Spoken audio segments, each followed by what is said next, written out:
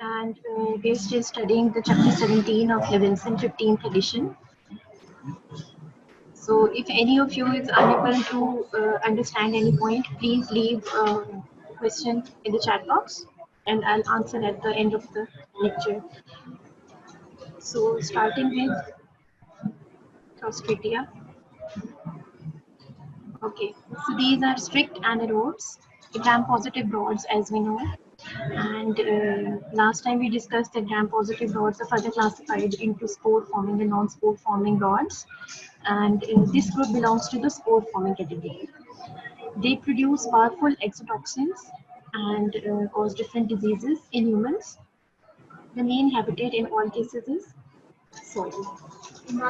So the four species of Clostridia that are commonly causing disease in humans includes the Clostridium botulinum, Clostridium perfringens, Clostridium tetani, and Clostridium difficile. So now how are these four classes differentiated? Based on the location and shape of the spores, pathogenicity to the human beings, and certain biochemical reactions. So here you can see in this diagram that different location of the spores and different appearance of the spores is clearly shown. This is the schematic diagram showing different types and arrangement of the spores and Clostridia. So in the first picture, you can see the spherical and terminal spores of Clostridium tetani, comparable to the oval and terminal spores of Clostridium botulinum. And in the third picture, you can see the oval and subterminal spores and somewhat square endings of the rods. Okay, this is Clostridium perfringens. Next is the culture characteristics. These are obligate anaerobes. They grow well on the blood agar and meat broth.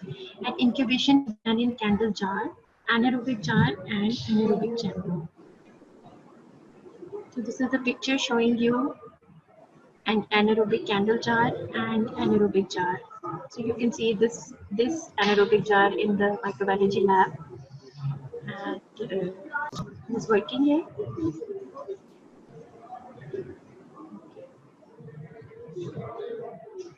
Okay.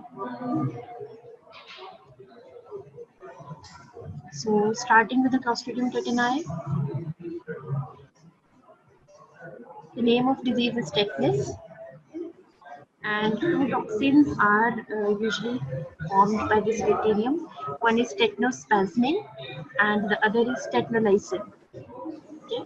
The site of action is generally the nerve endings and it results in spasmodic contractions of the muscles, leading to lockjaw, tetanus neonatorum. Okay, now we are going to discuss them separately in a little detail. So the spores, they are widespread in soil and they enter the wounds. Okay, they enter the body of the person through the wound site.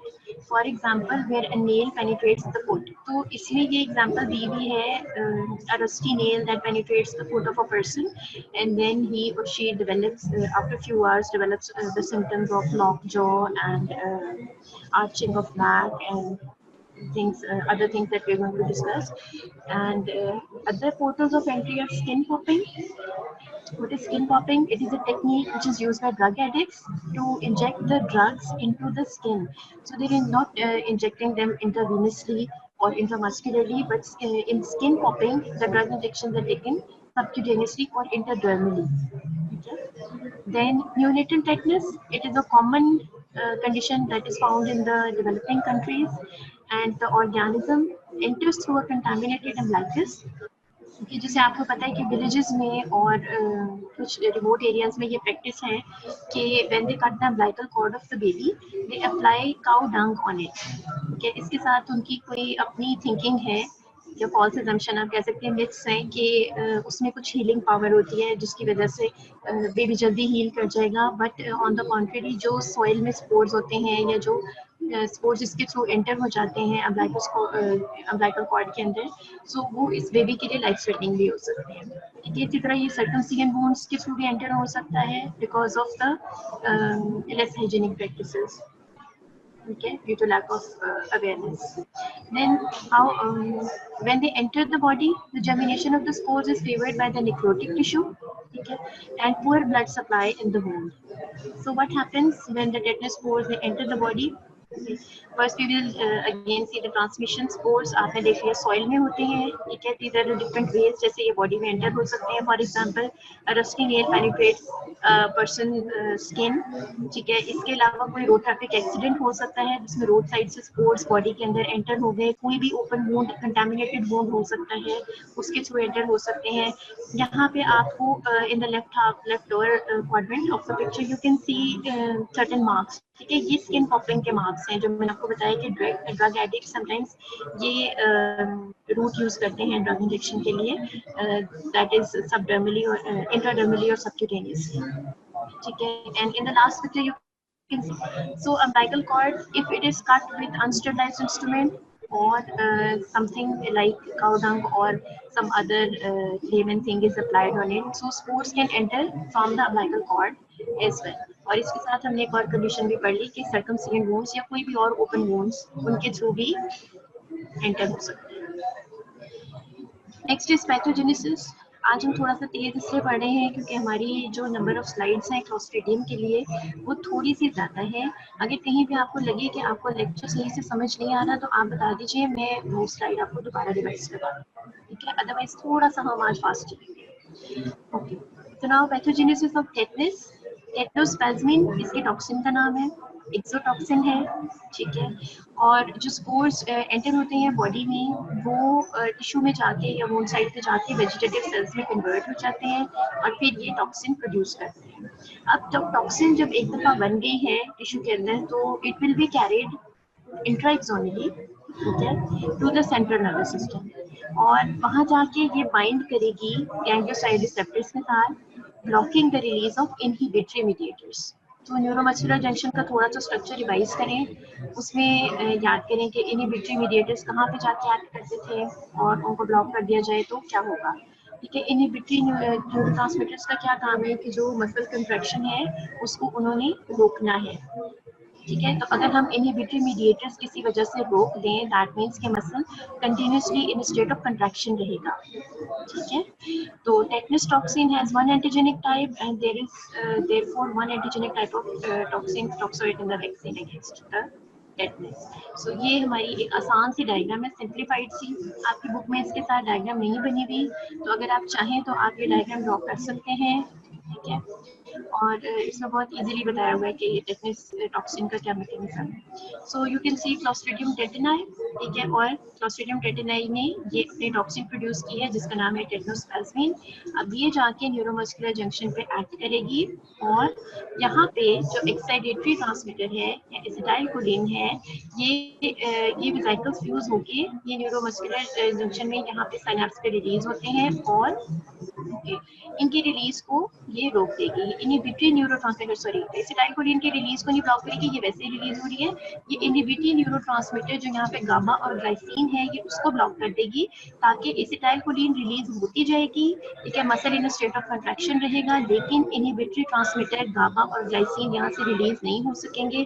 क्योंकि ये release नहीं होंगे इसलिए contraction के बाद relaxation नहीं हो सकेगी, ठीक है. So there will be inhibitory transmitter release block leading to continuous stimulation by excitatory transmitter. excitatory transmitter कौन सा था? एसिटाइलकोलिन. एसिटाइलकोलिन के ये वेसिकल्स हैं, ये फ्यूज हो रहे हैं, ये साइनेप्स में रिलीज हो रहे हैं और इनकी वजह से मसल स्टेट ऑफ कंट्रैक्शन में चला जाएगा. लेकिन गाबा और ग्लाइसिन जिसको इस टॉक्सिन ने ब्लॉक कर दिया है वो रिलीज नहीं होंगे तो मसल रिलैक्स नहीं हो पाएगा, ठीक है. इसको हम कहते हैं स्पास्टिक पैरालिसिस, ठीक है. This is a specific term which is used for tetanus disease, इसको कहते हैं spastic paralysis. So clinical features क्या है? As a result of blocking the gamma and glycine and the muscles are in continuous spastic state, ठीक है. तो अब इससे क्या होगा, कौन से मसल्स में ये आपको स्ट्रांगली नजर आएगा?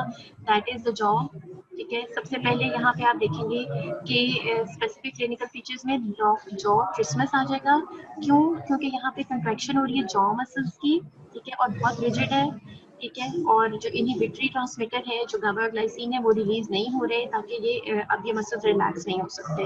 तो पेशेंट का जॉ लॉक हो जाएगा, that means he won't be able to open his mouth, और वो ऑब्वियसली माउथ ओपन नहीं कर सकेगा तो खाना वगैरह भी नहीं खा सकेगा, ठीक है, which prevents the mouth from opening. And characteristic dryness which is known as risus sardonicus, ये एक कंडीशन है जो कि प्रोड्यूस हो जाएगी। इसके साथ इस पेशेंट की जो रिफ्लेक्सेस हैं जनरली वो भी एक्सैचुरेटेड होगी, ठीक है।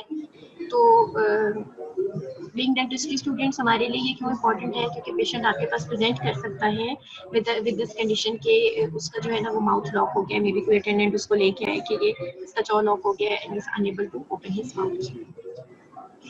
So this is a typical condition कि यहाँ पे आप देख सकते हैं कि पेशेंट की जो है ना यहाँ पे जॉ लॉक होने की वजह से एक टिपिकल किस्म की स्माइलिंग फीचर्स आ गया है, ठीक है। तो obviously this is not a smile of pleasure, ठीक है। ये उसकी जो है आप देख सकते हैं एक्सप्रेशन से आपको पता चल रहा है कि वो बहुत तकलीफ में है, लेकिन उसकी जो अपीयरेंस है वो ऐसी है कि आपको एक ग्राइमियस या स्माइल नजर आ रही है।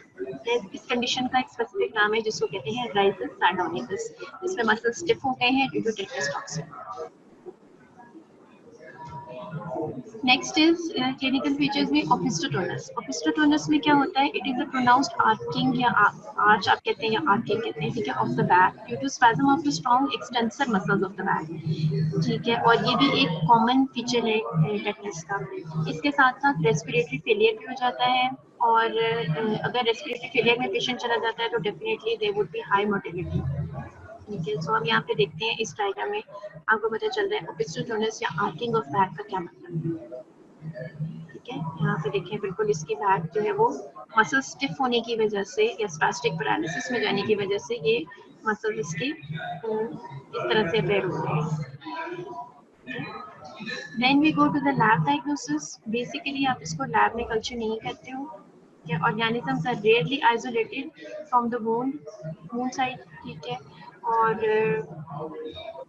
This gives the organism characteristic appearance of the tennis racket। अच्छा, इसमें टर्मिनल स्पोर होता है जैसे कि हमने पढ़ा, तो इसकी वजह से इसकी एक अपीयरेंस होती है टेनिस रैकेट शेप की।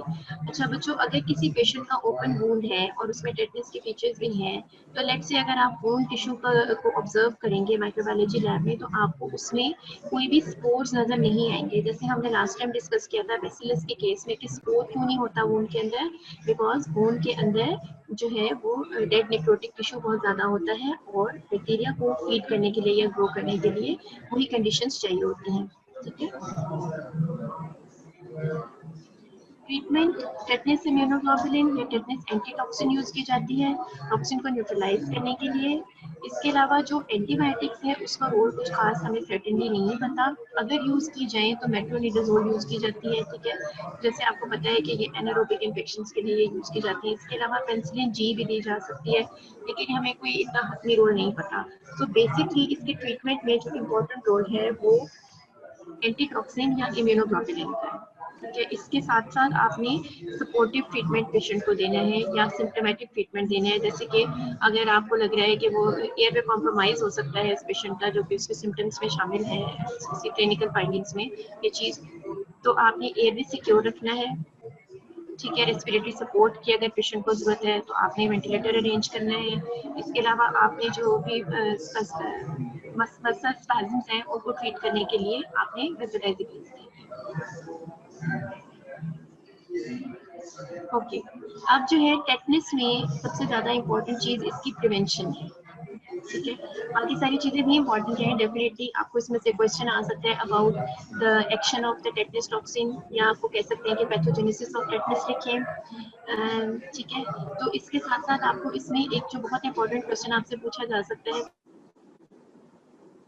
टेटनस चूँकि एक ऐसी कंडीशन है जो लाइफ थ्रेटनिंग हो सकती है, तो इसलिए ये जो हमारा EPI शेड्यूल है एक्सटेंडेड प्रोग्राम ऑफ इम्यूनाइजेशन, जो WHO की तरफ से रिकमेंडेड होता है कि every child should have these at least these vaccinations during the childhood, उसमें भी टेटनस को शामिल किया गया है। तो at the age of 6, 10 and 14 weeks 3 दफा टेटनस की वैक्सीनेशन की जाती है छोटे बच्चों में, ठीक है। और ये वैक्सीन अमूमन कॉम्बिनेशन में यूज की जाती है। इसका कॉम्बिनेशन बनता है डिप्थीरिया परट्यूसिस के साथ, ठीक है, 2 वैक्सीन इसके साथ कंबाइंड होती हैं। और इसके अलावा इसके जो है ना बूस्टर्स भी लगते हैं, ठीक है, इन चाइल्डहुड भी, और उसके बाद एवरीडे यूज। अच्छा, इसके अलावा टेटनस की जो वैक्सीनेशन है, चूँकि हमारी जनरल पॉपुलेशन में भी हमें अमूमन आइडिया नहीं होता कि किसका वैक्सीनेशन स्टेटस क्या है, या किसी ने बूस्टर्स लगवाए हैं या नहीं लगवाए। तो जो प्रेग्नेंट पॉपुलेशन होती है उसमें भी टेटनस की वैक्सीनेशन की जाती है हमेशा, जिसके लिए एक रिजीम जो यूज़ की जाती है वो 7th और 8th मंथ में 2 इंजेक्शन लगाए जाते हैं, एटलीस्ट 4 to 6 वीक्स अपार्ट, ठीक है। जैसे कि आपने इसमें देखा 6, 10, 14 वीक्स में, इसमें भी 2 डोजेस के बीच में 4 to 6 वीक्स का गैप रखा गया था, ठीक है। इसी तरह प्रेगनेंसी में भी लगाई जाती हैं। और जो रिसेंट WHO की रिजीम्स हैं उसके मुताबिक फर्स्ट प्रेगनेंसी में 5 टाइम्स टेटनस की वैक्सीनेशन की जाती है, तो फिर वो लाइफ लॉन्ग उस पेशेंट के लिए सफिशिएंट होती है। But since in our setup हम लोग ये मॉनिटर नहीं कर सकते कि कौन सा पेशेंट जो है उसने लगवाई है और नहीं लगवाई, ठीक है। तो यहाँ पे कोई ऐसे वैक्सीनेशन रिकॉर्ड मेंटेन रखने का इतना ट्रेंड नहीं है जो कि आइडियली होना चाहिए। सो इस वजह से जो है ना अमूमन हर पेशेंट में हर प्रेगनेंसी में लगाया जाता है। सो बीइंग डेंटिस्ट्री स्टूडेंट शायद आपका इतना ज़्यादा ऐसे लेख नहीं होगा, बट यू शुड नो कि टेटनस की वैक्सीनेशन किन किन लोगों में की जाती है, बच्चों में, ठीक है, प्रेग्नेंट लेडीज में, और कोई भी ऐसा बंदा जिसका वैक्सीनेशन स्टेटस अननोन है उसमें भी की जा सकती है। इन केस ऑफ ट्रॉमा, किसी पेशेंट को ओपन वुंड आया है, इमरजेंसी में वो पेशेंट आता है, तो आप उसका वैक्सीनेशन स्टेटस पहले पूछेंगे। अगर उसको टेटनस का बूस्टर नहीं लगा हुआ पिछले 5 साल में, टेटनस का कोई इंजेक्शन नहीं लगा हुआ, तो आप इसको वैक्सीनेट करते हैं। ओके, अच्छा, इसमें से एक और ये फेवरेट क्वेश्चन है जो बहुत ज़्यादा पूछा जाता है, इसमें है प्रिवेंशन में कि पेशेंट अंडरगोज ट्रॉमा, ठीक है, और उसका वुंड जो है उसको आप कैसे ट्रीट करेंगे आप, ठीक है। एक पेशेंट आया है, रोड ट्रैफिक एक्सीडेंट है, ओपन वुंड है, ठीक है, आप सस्पेक्ट कर रहे हैं कि उसको टेटनस ना हो जाए, आप प्रिवेंट करना चाहते हैं। अब आप वुंड को कैसे ट्रीट करेंगे? सबसे पहले आपने वुंड को थॉरली क्लीन करना है, डिब्राइड करना है। डिब्राइडमेंट का क्या मतलब है? जो भी डेड या निक्रोटिक टिश्यू है वो आपने उसमें से रिमूव कर दिया अंडर एसेप्टिक कंडीशंस। फिर टेटनस टॉक्साइड बूस्टर आपने इस पेशेंट को जरूर एडमिनिस्टर करना है।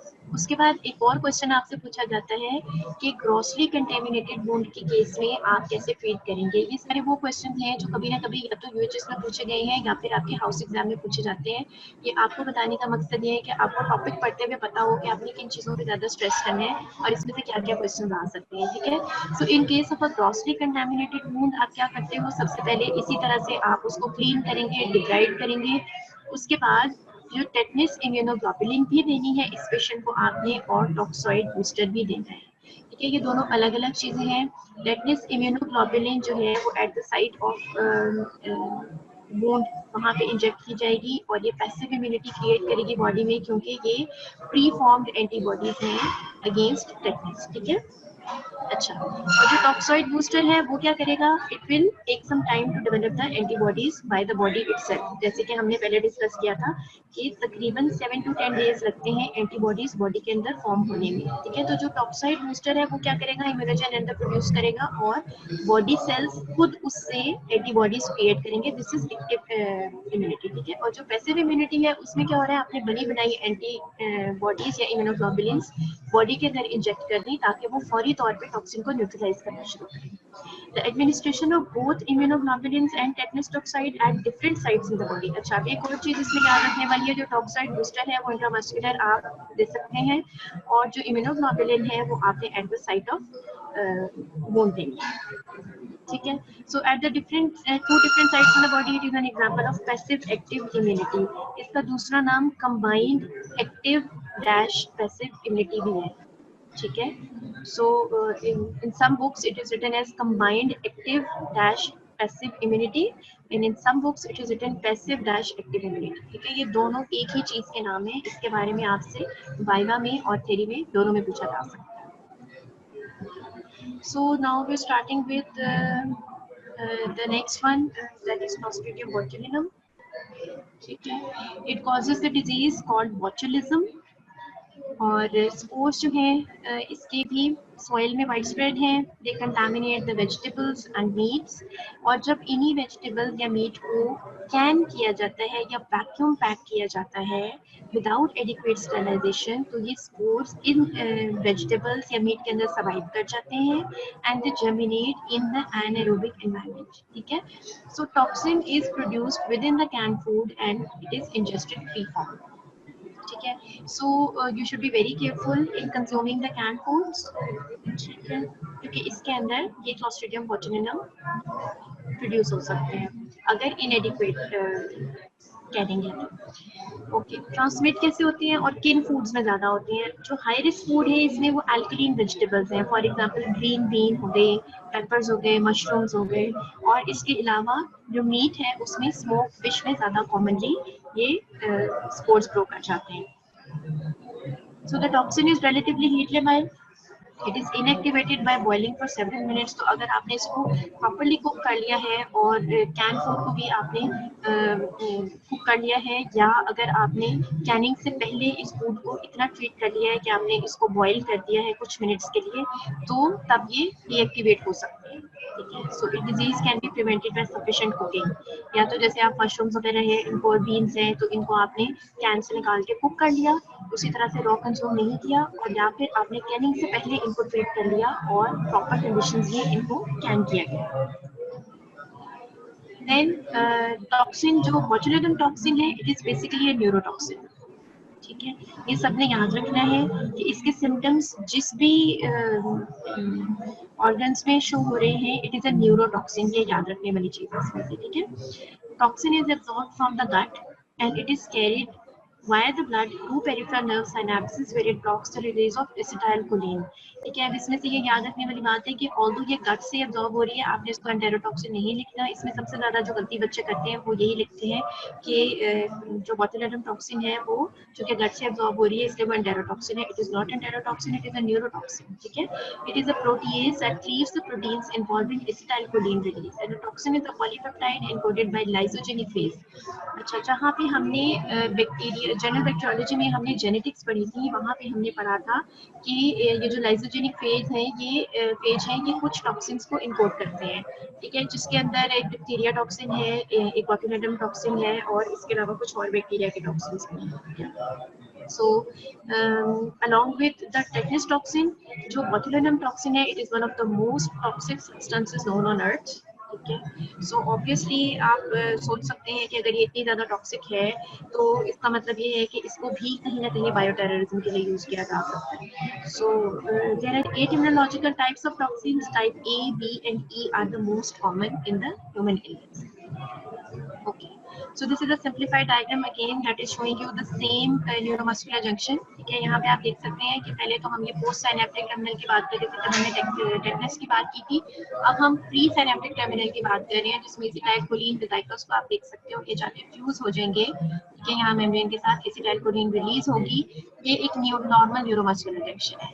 ठीक है, और यहाँ पे आपको सेकंड पिक्चर में ये बताया हुआ है कि एक्चुअली जो बोtulinum टॉक्सिन है वो क्या कर रही है, वो ब्लॉक कर रही है एसिटाइलकोलिन की रिलीज को। ठीक है, तो ये वेजाइकल्स यहाँ पे फ्यूज नहीं हो रहे हैं आके एनाफिक टर्मिनल पे, उसकी बजाय ये एसिटाइलकोलिन रिलीज ही नहीं होगी।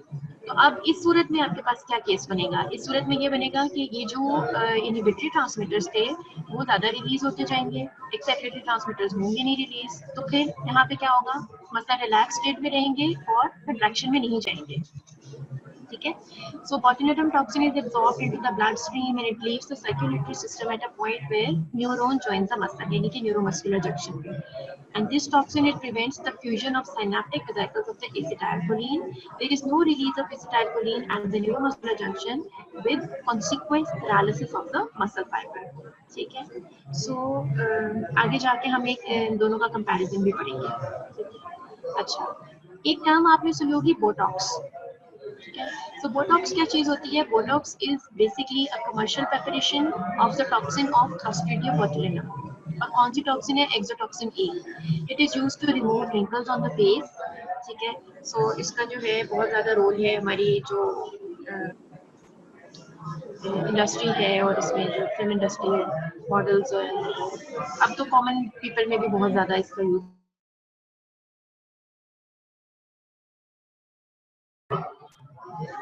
ठीक है, okay.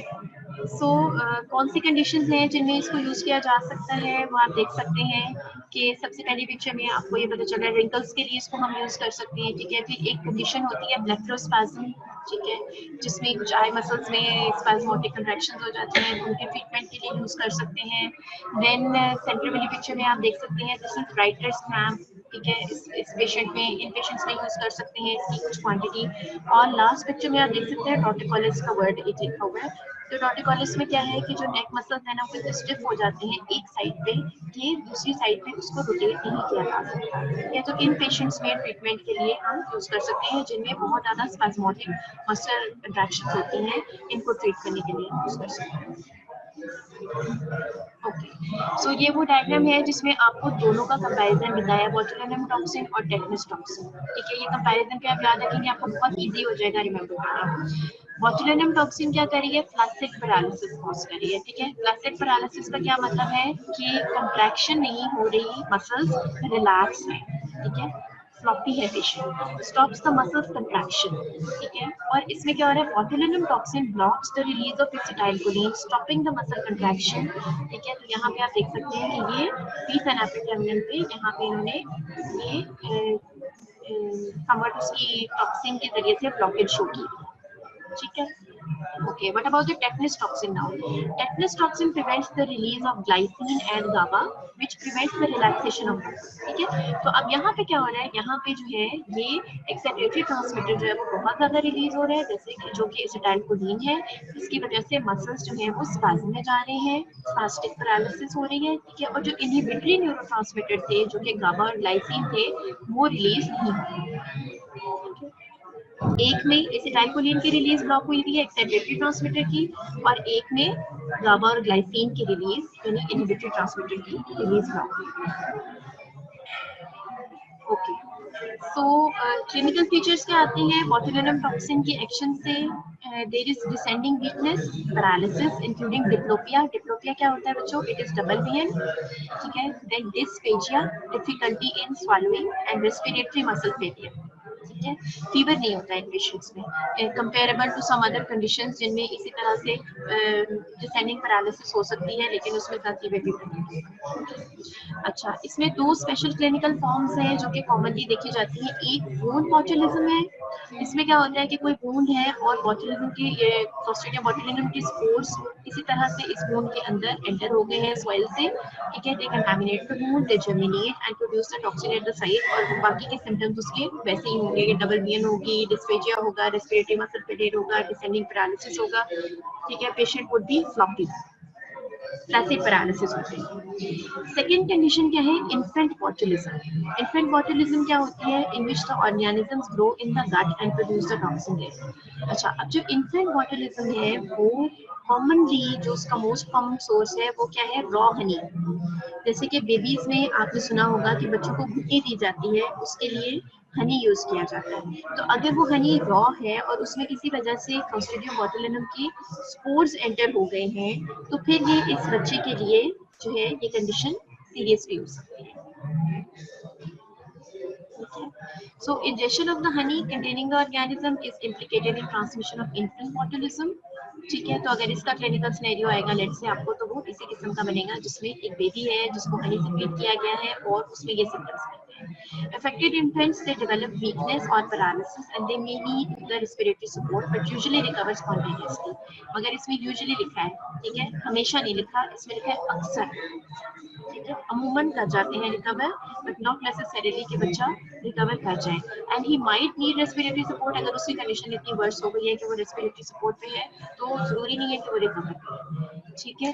Wound botulism is associated with drug abuse, ठीक है, specially the skin popping with black tar hair, ठीक है। जो अभी क्लोस्ट्रीडियम में बहुत ज्यादा जिक्र आ रहा है ड्रग एडिक्ट्स का। सो यहाँ पे आप देख सकते हैं ये हाइपोटोनिया या डिक्रीज मसल टोन है, ठीक है। ये this is a floppy baby जिसमें फ्लैसिड पैरालिसिस है, मसल्स उसके इतने ज्यादा रिलैक्स हुए हैं, ठीक है, मसल कंट्रैक्शन नहीं हो रही है, muscles are generally relaxed. And इसके साथ अगर आप अपने माइंड में लेके आए वो पिक्चर जो हमने टेटनस में देखी थी जिसमें आर्चिंग ऑफ बैक हो रही थी, ठीक है, उसमें आपने देखा था मसल्स इतने ज्यादा स्ट्रिप हो गए हैं कि उसकी बैक स्ट्रेट नहीं हो सकती, ठीक है, और यहाँ पे मसल्स इतने ज्यादा रिलैक्स हो गए हैं कि ये बेबी बिल्कुल फ्लॉपी हो गया। Okay, second picture shows the drug addict thing, ठीक है, जिसमें हमने ये डिस्कस किया था कि इसके जरिए से भी ऑल्दो उसमें स्किन पॉपिंग का वर्ड यूज हुआ है, आईवी ड्रग एब्यूजर करें। ओके, सो डायग्नोसिस और ट्रीटमेंट, इसमें बोtulinum टॉक्सिन जो है ये जो क्लोस्ट्रीडियम बोtulinum है इसको हम माइक्रोबायोलॉजी लैब में कल्चर नहीं कर सकते, जिस तरह से हमने क्लोस्ट्रीडियम टेटिनाई के बारे में पढ़ा था। ऑल्दो इसकी जो टॉक्सिन है it is demonstrable in uneaten food, ठीक है, तो अगर हम सस्पेक्ट कर रहे हैं कि किसी पेशेंट की ये कंडीशन इस प्रॉपर मतलब इस खाने की वजह से हुई है, तो हम उस फूड को जो रिमेनिंग फूड है उसको हम टेस्ट कर सकते हैं, ठीक है, and the patient serum by mouse protection test. तो माउस प्रोटेक्शन टेस्ट में क्या है कि माइस जो है उनको इनोकुलेट किया जाता है उसी सैंपल ऑफ फूड से, ठीक है, एंड उसी सैंपल से जो पेशेंट से सैंपल लिया गया है उससे हम इनोकुलेट करते हैं, और अगर उसके अंदर ये टॉक्सिन प्रेजेंट होगी तो the mice will die unless हम उनको एंटी टॉक्सिन ना लगाएं, ठीक है। Okay, so about the treatment of the disease, अगर किसी पेशेंट में ये डिजीज आइडेंटिफाई हो जाती है तो उसमें ट्राइवेलेंट एंटीटॉक्सिन यूज की जाती है, जिसमें टाइप ए, बी और ई है, जो कि तीनों ह्यूमन डिजीजेस में कॉमनली प्रेजेंट होती हैं अलोंग विद रेस्पिरेटरी सपोर्ट, ठीक है, और इसकी एंटीटॉक्सिन जो है वो अमूमन हॉर्सेस में बनाई जाती है, और सीरम सिकनेस इन पेशेंट्स में 3% तक देखी गई है। तो सीरम सिकनेस क्या होती है, समटाइम्स जो एंटीटॉक्सिन जो है ना वो एनिमल्स में बनाई जाती है, उसमें ये होता है कि जब आप उसको ह्यूमंस में इंजेक्ट करते हो तो हाइपर सेंसिटिविटी रिएक्शन हो जाता है, ठीक है। इसकी डिटेल्स हम जब हम इम्यूनोलॉजी पढ़ेंगे तो उसमें पढ़ेंगे। कुछ कंडीशंस ऐसी होती हैं जिसमें एंटीटॉक्सिन प्रिपेयर करते हुए आप ह्यूमंस में प्रिपेयर कर लेते हैं ताकि सीरम सिकनेस के चांसेस कम से कम हो। अदरवाइज अगर एनिमल्स में प्रिपेयर की जाए एंटीटॉक्सिन तो उसमें सीरम सिकनेस या हाइपर सेंसिटिविटी रिएक्शन के चांसेस ज्यादा।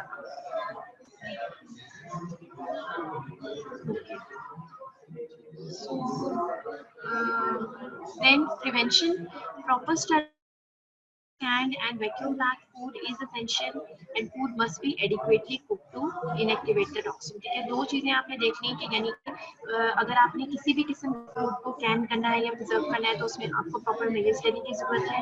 सेकेंडली ये कि कोशिश करें कि जो कैन फूड है उसमें से भी जो चीजें रॉ यूज मतलब चीजें रॉ यूज ना की जाए, जैसे मशरूम्स है, बीन्स है, अगर आप उनको थोड़ा सा कुक कर लें तो ये जो टॉक्सिन है वो इनएक्टिवेट हो जाती है। Swollen cans must be discarded, या क्यों स्वोलन कैंस कैसे स्वोलन हो जाते हैं, जो क्लोस्ट्रीडियम प्रोटीलिटिक एंजाइम्स हैं दे प्रोड्यूस गैस, ठीक है, जो जिसकी वजह से ये कैंस स्वेल अप हो जाते हैं। तो ये एक निशानी होती है कि जो भी कंपोनेंट है इस कैन के अंदर it is now not in a good state to be consumed, ठीक है।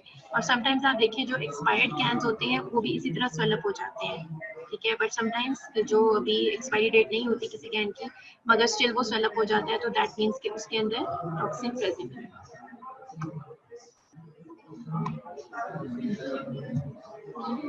Next is Clostridium perfringens.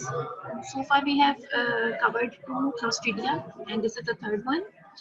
Causes two distinct diseases, that is gas gangrene, जिसका दूसरा नाम मायोनेक्रोसिस भी है या नेक्रोटाइजिंग फेशियाटिस है, और इसके अलावा दूसरी जो डिजीज ये कॉज करता है that is food poisoning depending on the route of entry of the organism to the body, ठीक है। तो क्लोस्ट्रीडियम परफेंजेंस में आपने दो बातें याद रखनी है, number one is the gas gangrene, number two is the food poisoning, ठीक है। जैसे हमने क्लोस्ट्रीडियम टेटिनाई में पढ़ा वो टेटनस कॉज कर रहा है, क्लोस्ट्रीडियम बोtulinum में हमने पढ़ा बोtulism कॉज कर रहा है, क्लोस्ट्रीडियम परफेंजेंस दो डिजीजेस कॉज कर रहा है, गैस गैंग्रीन और food poisoning. Gas gangrene is also caused by other bacteria of clostridium genus, ठीक है, जिसमें क्लोस्ट्रीडियम हिस्टोलाइटिकम है, सेप्टिकम है, नोवियाई है, फर्टिलाई है, ठीक है। ये और भी आपकी बुक में लिखी हुई है, लेकिन हम इस वक्त क्लोस्ट्रीडियम परफेंजेंस इसलिए पढ़ेंगे क्योंकि ये कॉमनली एनकाउंटर किया जाता है। क्लोस्ट्रीडियम फर्टिलाई it also causes the toxic shock syndrome in postpartum and post abortion women. Transmission इसकी कैसे है, जैसे कि हमने शुरू में पढ़ा था, क्लॉस्ट्रिडिया के स्पोर्स कहाँ लोकेटेड है, सॉइल में।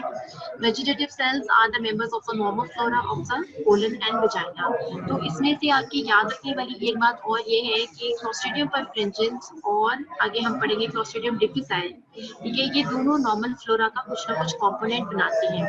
तो क्लॉस्ट्रिडियम परफ्रेंजेंस कहाँ पे प्रेजेंट होता है, कोलन में, लेकिन ये डिजीज कोलन में कॉज नहीं करता, ठीक है।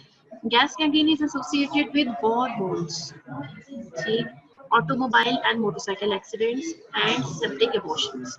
तो अब ये जो चीजें हैं, इसमें से जब भी आपको ट्रांसमिशन बताई जाती है किसी भी डिजीज की, तो बेसिकली ये आपको बताया जाता है कि इसका केस सिनेरियो आपको किस किस तरह का आ सकता है। वॉर वूंड्स के बारे में आ सकता है, ऑटोमोबाइल एक्सीडेंट्स के बारे में आ सकता है, क्लॉस्ट्रिडियम टेटिनाई का भी इसी तरह का सिनेरियो आ सकता है, जिसमें ऑटोमोबाइल वूंड्स हो सकते हैं, मोटरसाइकिल एक्सीडेंट्स हो सकते हैं, रोड ट्रैफिक एक्सीडेंट की कोई बात हो सकती है, या रस्टी नेल की पेनिट्रेशन हो सकती है इनटू द स्किन, ठीक है। और इसी तरह क्लॉस्ट्रिडियम परफ्रेंजेंस में भी मिलता जुलता सिनेरियो है, जिसमें ऑटोमोबाइल मोटरसाइकिल एक्सीडेंट्स हैं, जिसमें ओपन वुंड्स हैं, और इसमें भी रस्टी नेल पेनिट्रेशन इंक्लूड हो सकती है। इसके अलावा सेप्टिक एबॉर्शंस है। अब आप इन दोनों को डिफरेंशिएट कैसे करेंगे, ठीक है, ये मैं आपको क्लिनिकल फीचर्स जब हम पढ़ेंगे तब मैं आपको बताऊंगी कि आपने एक जैसे सिनेरियो में से कैसे पिकअप करना है कि ये क्लॉस्ट्रिडियम टेटिनाई का सिनेरियो है या क्लॉस्ट्रिडियम परफ्रेंजेंस का। Okay, so it produces alpha toxin which causes the tissue destruction with the production of gas. Okay, this is the most important feature here, production of gas. Okay, and it causes the food poisoning by enterotoxin. Pathogenesis, organisms they grow in the traumatized tissue, especially the muscles. अब यहाँ पे आप देख सकते हो बच्चों कि Clostridium टेटिनाई से इसका सिनेरियो कैसे डिफरेंट होगा। वहाँ पे क्या था, ओपन वूंड था जिससे स्पोर्स एंटर हो गए बॉडी के अंदर। अब उन्होंने कहाँ जाके एक्ट करना है, न्यूरोमस्कुलर जंक्शन पे, ठीक है, पैरालिसिस कॉज करना है, स्पास्मोटिक मसल कंट्रैक्शंस, ठीक है, और स्पास्टिक पैरालिसिस हो जाएगी। और यहाँ पे क्या हो रहा है, ऑर्गेनिज्म जो ट्रॉमेटाइज टिश्यू भी ग्रो कर रहे हैं, अल्फा टॉक्सिन क्या करेगी, सेल मेम्ब्रेन्स डैमेज करेगी, including those of the erythrocytes resulting in haemolysis. और जो डिग्रेडेटिव एंजाइम्स हैं इसके, वो हमेशा टिश्यू में गैस प्रोड्यूस करेंगे। तो जब भी कभी आपको कोई ऐसा क्लिनिकल सिनेरियो आए जिसमें क्रेपिटस या गैस का जिक्र हो इन द टिश्यू, तो आपको पता होना चाहिए कि ये जो यहाँ पे जो बैक्टीरियम इन्वॉल्व है that is definitely Clostridium perfringens. Gas in tissue की जब भी बात आएगी, क्लॉस्ट्रिडियम परफ्रेंजेंस का जिक्र होगा। ओके, गैस गैंग्रीन की जो क्लिनिकल फाइंडिंग्स है, इसमें आपको क्या नजर आएगा, पेशेंट कंप्लेन करेगा पेन की, स्वेलिंग, सेलुलाइटिस यानी कि लोकल एरिया में रेडनिंग होगी, ठीक है, और गैंग्रीन के फीचर्स हो सकते हैं, निक्रोसिस हुआ नजर आएगा। निक्रोसिस में क्या होता है, वहां से स्किन ब्लैक टर्न हो जाती है वूंड एरिया में से, ठीक है, और क्रेपिटेशन, ठीक है, it indicates the presence of gas in the tissue, ठीक है। ये आपकी सबसे ज्यादा याद रखने वाली जो इम्पोर्टेंट लाइन है इसकी क्लिनिकल फाइंडिंग्स में, दैट इज द क्रेपिटेशन और gas in the tissue. Haemolysis और जॉन्डिस के फीचर्स कॉमन हो सकते हैं, ठीक है, यानी कि ब्लड टिंज एक्सुडेट्स हो सकते हैं इस कंडीशन में, शॉक और इवन डेथ भी हो सकती है। इसमें मोर्टेलिटी रेट बहुत हाई है, ठीक है। ये जो है ना, अगर ये इन्फेक्शन कंट्रोल ना हो तो आपको पेशेंट की एम्पुटेशन करनी पड़ सकती है, ठीक है, और अगर आप नहीं करेंगे एम्पुटेशन तो डेफिनेटली जो टॉक्सिन है वो स्प्रेड कर जाएगी बॉडी में and it may lead to death of the patient. Gas gangrene में आप देख सकते हैं यहाँ पे एक तो ये आपको गैशियस बुला नजर आ रहा है यहाँ पे, ठीक है, ये इटसेल्फ की स्वेलिंग है, ठीक है, जिसके अंदर गैस ट्रैप है, लेकिन जरूरी नहीं है कि हर केस में आपको ये भी नजर आए। ओके, यहाँ पे आपको नजर आ रहा है कि इसकी बेसिकली सेकंड, थर्ड और फोर्थ 3 फिंगर्स इन्वॉल्व हैं, जिसमें से ये जो फिंगर है टो है थर्ड नंबर की, इसमें आपको ब्लैकनिंग नजर आ रही है जो कि क्लियर साइन है निक्रोसिस का, ठीक है। इसके अलावा इसकी फोर्थ पे स्वेलिंग भी है, इसकी ये टोज भी स्वेल अप हुई हुई है, ठीक है, और इसमें भी आपको क्रेपिटस नजर आए। Okay, so lab diagnosis, smears of the tissue and exudate samples they show large gram positive rods, ठीक है। इन पेशेंट्स का आप सैंपल जो है वो लेके लैब में इसको चेक कर सकते हैं। Spores are usually not seen by, again spores are present in the areas where the nutrients are deficient, ठीक है। तो इस डेड नेक्रोटिक टिश्यू में डेफिनेटली इन बैक्टीरिया की ग्रोथ के लिए अच्छा एक मीडियम ऑलरेडी प्रेजेंट है। ठीक है, तो यहाँ पे स्पोर्स नहीं होंगे, यहाँ पे वेजिटेटिव सेल्स होंगे। The organisms are cultured anaerobically and then identified by sugar fermentation reactions and organic acid production. ठीक है, तो इनके कंडीशन में आप एनारोबिक कल्चर्स इनके लिए कर सकते हैं। Clostridium perfringens colonies they exhibit a double zone of hemolysis on the blood agar। ठीक है, इसमें भी आपने याद रखना है double zone of haemolysis on the blood agar. इसके अलावा इसके लिए जो मीडियम यूज होता है that is egg yolk agar. It is used to demonstrate the presence of lecithinase enzyme. Lecithinase enzyme जो कि इस बैक्टीरिया में स्पेसिफिकली प्रेजेंट होता है। अल्फा टॉक्सिन का दूसरा नाम लेसिथिनेज है। ठीक है, serological test are usually not useful, यानी कि एंटीबॉडीज को हम इसके लिए यूज नहीं करते। Penicillin G is the antibiotic of choice for the treatment and prevention. Wound should be cleansed and debrided। ठीक है, ये इसमें आपको बताया था कि जब भी कोई इस तरह का wound होगा हमेशा उस wound को properly clean करना है, debride करना है, dead tissue remove करना है। ठीक है, फिर antibiotic administer करनी है और इसकी कोई भी vaccination नहीं है। ओके, नेक्स्ट हम पढ़ेंगे इसकी जो फूड पॉइजनिंग है। ठीक है, फूड पॉइजनिंग कैसे कॉज होती है? क्लॉस्ट्रीडियम परफ्रेंजिस की स्पोर्स जो है सॉइल में लोकेटेड है, they can contaminate the food and heat resistant spores they survive cooking and still they germinate. The organisms grow to large numbers in preheated food specially the meat dishes. ठीक है, तो इसमें आपको एक चीज जो डिफरेंट है क्लॉस्ट्रीडियम बोटुलिनम से, उसमें हमने कहा था कि वो टॉक्सिन जो है वो हीट रेजिस्टेंट नहीं है और इवन थोड़ी देर के लिए बॉईल करने से या कुक करने से वो टॉक्सिन डिसेबल हो जाती है। लेकिन यहाँ पे इसकी जो टॉक्सिन है क्लॉस्ट्रीडियम परफ्रेंजिस की, ये इतनी जल्दी डिसेबल नहीं होती है। ठीक है, ओके। पैथोजेनेसिस में क्या है? It is a member of the normal flora of the colon but not in the small bowel where the enterotoxin acts to cause the diarrhoea. तो ये कोलन का नॉर्मल फ्लोरा है और ये डिजीज कॉज करता है कहाँ पे? स्मॉल इंटेस्टाइन में। ठीक है, और इसकी जो एंटेरोटॉक्सिन है it is a super antigen. तो सुपर एंटीजन हमने स्टेप्टोकोकस से स्टार्ट किया था पढ़ना, तो मेरा ख्याल है कि हमें एक लिस्ट अपने माइंड में बनानी चाहिए कि कौन कौन सी बैक्टीरिया हैं जिनकी टॉक्सिन जो है वो एज सुपर एंटीजन बिहेव करती है। ठीक है, ये मैं आपसे किसी वक्त पूछूंगी कि सुपर एंटीजन वाले आपने कितने बैक्टीरिया पढ़े हैं, उन सबके नाम बताएं। ओके, क्लिनिकल फाइंडिंग्स क्या है? Disease has 8 to 16 hour incubation period। It is characterised by watery diarrhea and cramps with little vomiting dissolving in 24 hours। ठीक है, तो इसमें क्या है? तकरीबन 8 से 16 घंटे मील के बाद पेशेंट में इसके सिम्टम्स जाहिर होंगे, वाटरी डायरिया होगा। ठीक है, वॉमिटिंग कम होती है, 24 घंटे में अमूमन रिजॉल्व हो जाता है। ठीक है, तो यहाँ पे आप देख सकते हैं इसमें जो है क्या आपको क्या चीजें बताएंगे। नॉर्मल फ्लोरा तो ये है ऑलरेडी, ठीक है, लेकिन इस एरिया का नहीं है जहाँ पे डिजीज कॉज कर रहा है। सो ये फूड के जरिए से एंटर होगा। ठीक है, और यहाँ पे आपने देखा कि इसे टेक ओवर कर लिया है और टॉक्सिन अपने प्रोड्यूस करती है और इस टॉक्सिन ने एक्सटेंसिव लेवल पे टिश्यू निक्रोसिस प्रोड्यूस कर दिया है। ये सेलुलर डैमेज हो गया है। अब आप देख सकते हैं यहाँ पे आपको प्रॉपरली सेल्स भी नजर नहीं आ रहे क्योंकि वो सब डिस्ट्रक्ट हो चुके हैं। इसके लैब डायग्नोसिस में एक चीज इंपॉर्टेंट है जो आपने याद रखनी है, इट इज अ नेगलर्स रिएक्शन। ये आपके बुक में नहीं लिखा हुआ लेकिन जस्ट इन वन लाइन आप इसको याद रखेंगे। क्लॉस्ट्रीडियम परफ्रेंजिस का नाम याद रखें, नेगलर्स रिएक्शन पॉजिटिव याद रखें। इसमें होता क्या है कि it produces opacity in the medium containing lecithin. ठीक है, क्योंकि इसके पास लेसिथिनेज एंजाइम है। ठीक है, जो कि अल्फा टॉक्सिन का दूसरा नाम है लेसिथिनेज एंजाइम। ठीक है, और ये ओपेसिटी जो है ये इनहिबिट हो सकती है by applying the antitoxin to half of the plate. यहाँ पे हाफ प्लेट में एंटीटॉक्सिन हमने लगाई हुई है तो यहाँ पे उसको इनहिबिट कर दिया है और यहाँ पे ये ओपेसिटी है। This is the white colour shown जो कि बाहर हो रहा है। और बेसिकली मीडियम के अंदर क्या था? लेसिथिन, और लेसिथिनेज एंजाइम ने उसको ब्रेक डाउन करके यहाँ पे ओपेसिटी प्रोड्यूस करती है। और इसको काउंटर चेक हमने कैसे किया? एंटीटॉक्सिन मीडियम में एडमिनिस्टर की है तो यहाँ पे इस एरिया से ओपेसिटी गायब हो गई है। ठीक है, बस टेस्ट का नाम याद रख लिया, नेगलर रिएक्शन। ज्यादा एमसीक्यू में कभी पूछा जा सकता है, मोस्ट ऑफ द टाइम इसकी डिटेल नहीं पूछी जाती। नेगलर रिएक्शन से आपको जनरली एमसीक्यू आ सकता है कि this reaction is positive for which bacterium? Clostridium perfringens. Treatment क्या है? Symptomatic treatment, no antimicrobial drugs are given. Prevention में there are no specific prevention measures except that the food should be adequately cook. ठीक है, high temperature पे proper time तक आप food को cook करेंगे तब इस बैक्टीरियम से आप इसको डिसेबल कर सकते हैं। Then Clostridium difficile, which is the last bacterium which we are going to study today, but it is very very important. Okay, it causes antibiotic associated pseudomembrane colitis.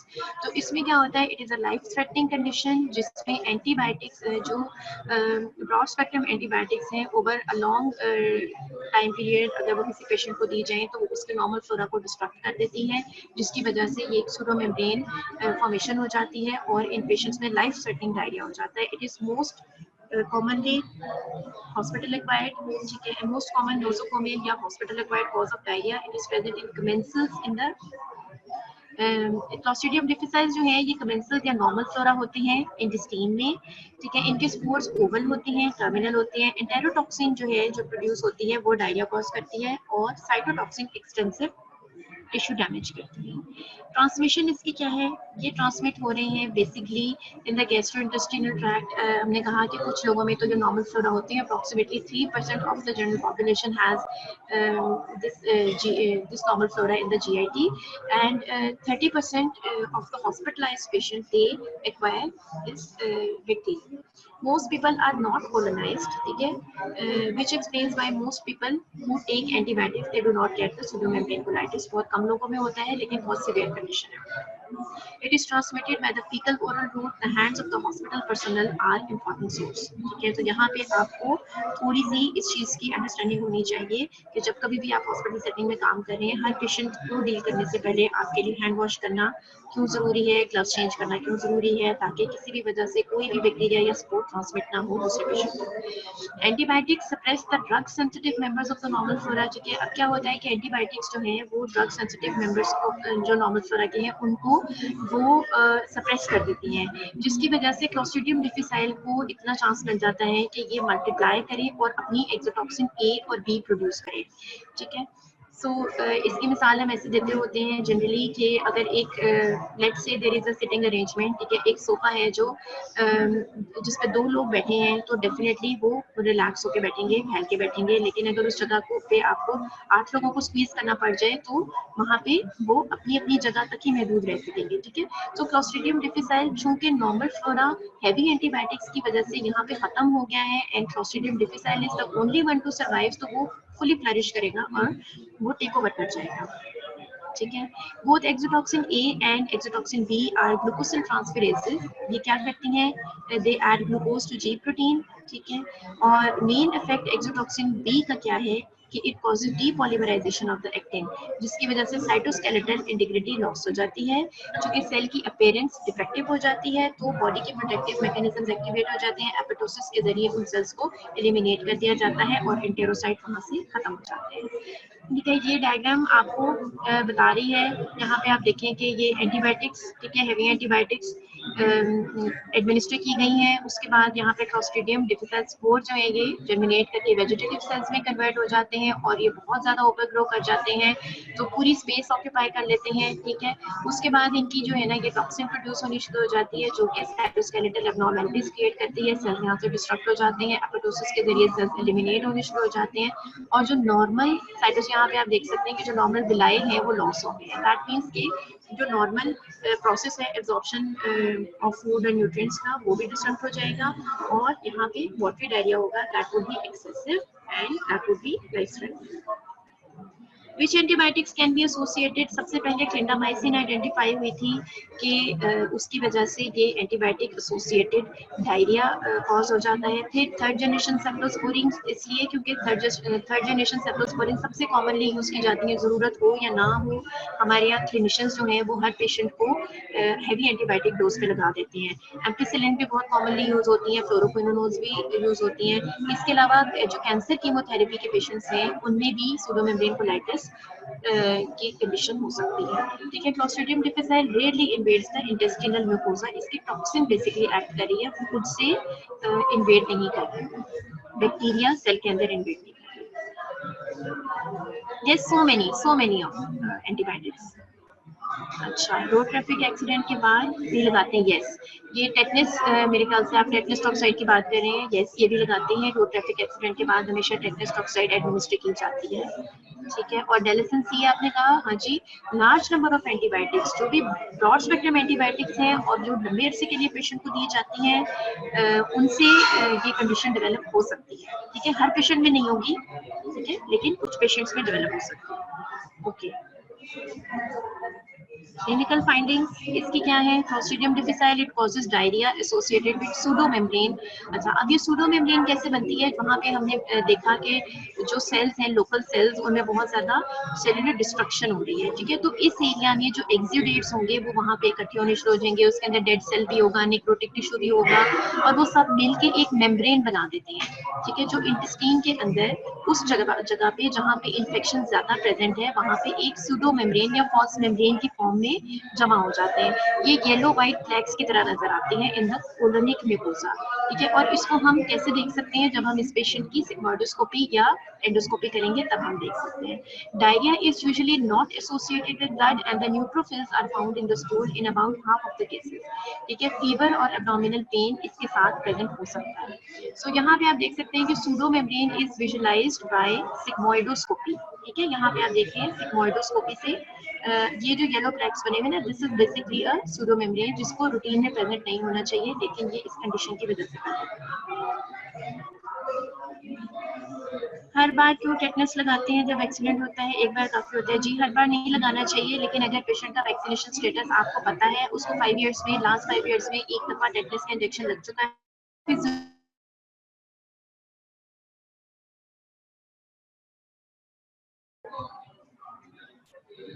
Okay.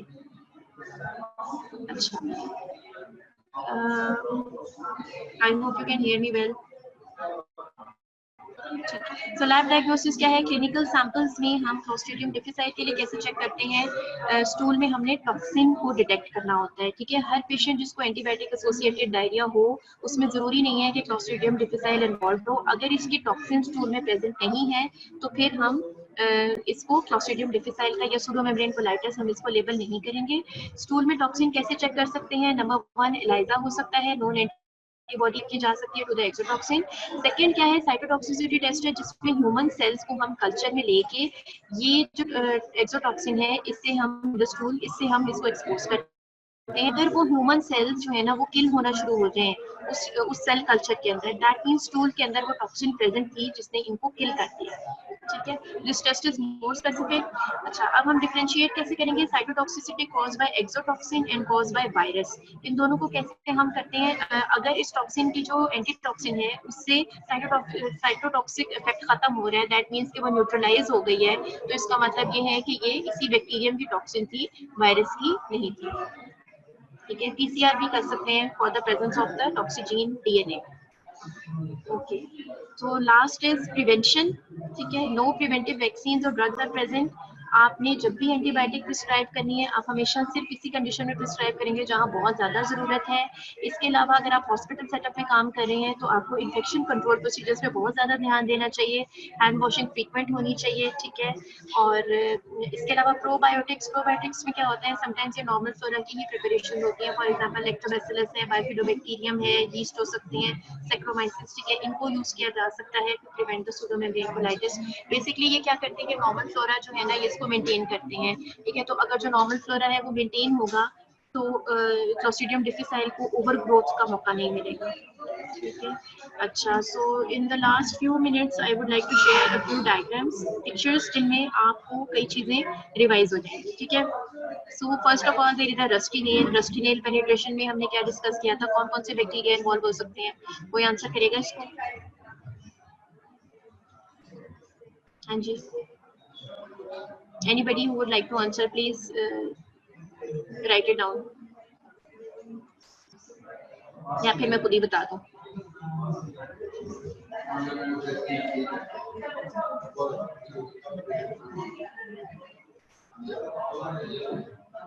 Yes, it can be Clostridium tetani, good. और दूसरा bacterium कौन सा था Clostridium टेटेनाई के अलावा, जो rusty nail penetration of skin से infection cause कर सकता है?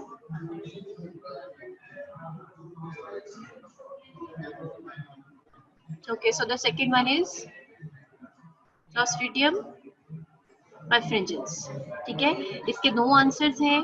Which bacterium can cause disease in this condition? Number 1 Clostridium tetani, number 2 Clostridium perfringens. ठीक है, दो बैक्टीरिया हैं. ठीक है, this is just brainstorming.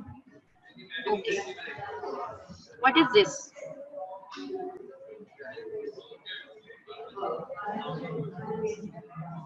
Anybody who would like to play this game? What does this picture show you?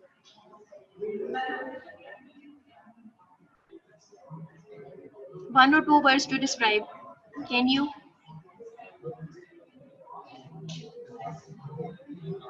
Nobody? इसका मतलब है आपने कुछ भी नहीं समझा लेक्चर में से. Yes, it is a lockjaw. Very good. Lockjaw किस में होता है? हाँ जी, क्यूट लग रहा है. रोड एक्सीडेंट में नहीं होता बच्चों. किस बैक्टीरियम के इन्फेक्शन में होता है?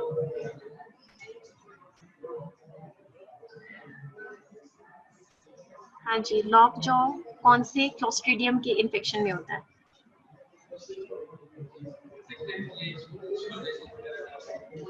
टेटनस. ठीक है, Clostridium tetani. Very good. No no, this is not botulinum. Lockjaw नहीं होता उसमें. ठीक है, क्यों नहीं है ये क्लोस्ट्रीडियम बॉटुलिनम? आप देखें, एक तो इसमें ये टिपिकल किस्म की इसकी ग्राइमेस है. ठीक है, जिसको हमने कहा था राइजस सार्डोनिकस. ठीक है, फिर इसके हाथ में रस्टी नेल्स हैं. ठीक है, और जो थर्ड थिंग है, क्या आपको मसल स्टिफनिंग नहीं लग रही? थोड़ी थोड़ी मुझे तो लग रही है. ठीक है, so this is Clostridium tetani. Okay, next picture. हाँ जी, यहाँ पे क्या है?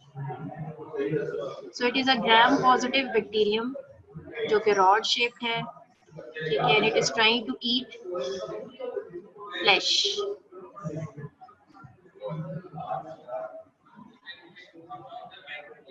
ठीक है, और साइड पे क्या लिखा हुआ है? No oxygen.